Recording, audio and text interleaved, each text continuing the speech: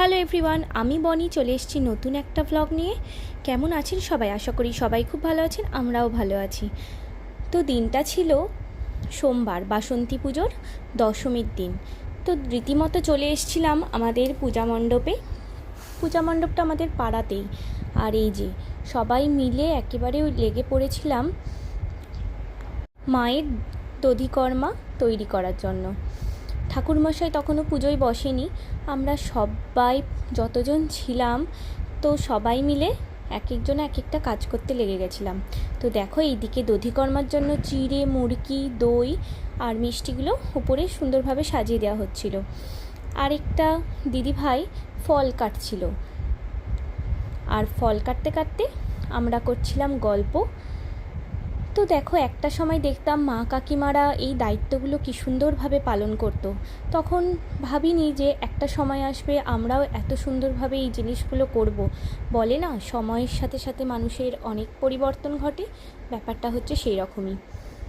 তো দেখো সমস্ত কিছু সবাই মিলে একসাথে করতে করতে কখন যে সময়টা কেটে গেল, পুজোর দশমী চলে এলো বুঝতেই পারলাম না। আর এই যে আমার কর্তামশাই, ওর কাজ হচ্ছে সবসময় ধুনো ধরানো। কী আর বলবো, যখনই আমি ওকে দেখছিলাম তখনই ও ধুনো ধরাচ্ছিল। আমি ভিডিওটা করতে করতে ওকে এটাই বলছিলাম যে আমি এটাই বলবো যে তোর কাজ সবসময় ধুনো ধরানো। ব্যাস ধুনোটা তো ধরিয়ে দেওয়া হয়েছে।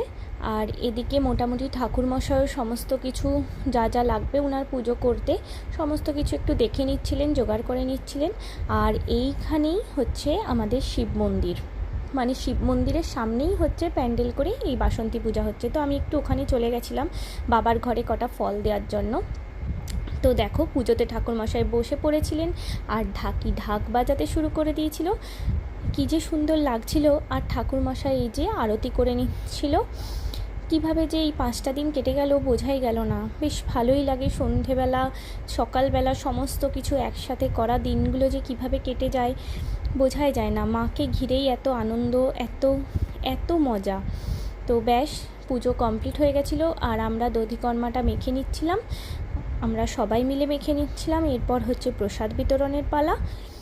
তো দেখো এখানে হচ্ছে গোল গোল পাকিয়ে রেডি করে নিয়েছিলাম। এগুলো পাড়ায় সবার বাড়ি বাড়ি বিলি করতে হবে।